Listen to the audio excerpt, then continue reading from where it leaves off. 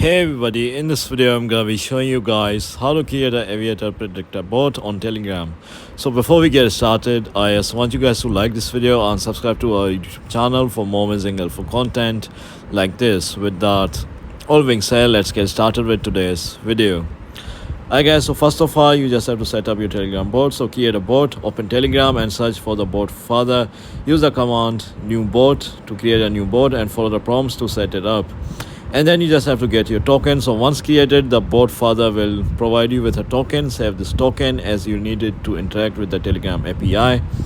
Choose a programming language. So select a language, choose a programming language that supports Telegram APIs such as Python, Node.js or Java.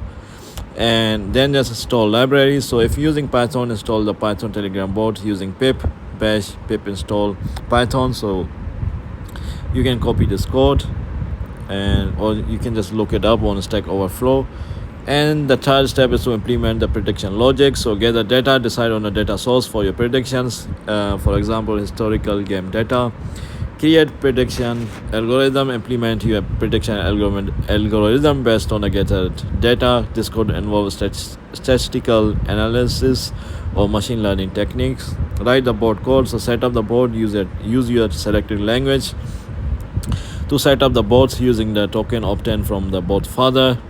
And handle commands, implement command handlers to respond to user inputs, allowing users to request predictions.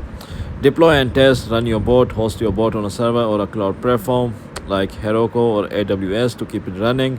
Text functionality, interact with your bot on Telegram to ensure it responds correctly and provides accurate predictions.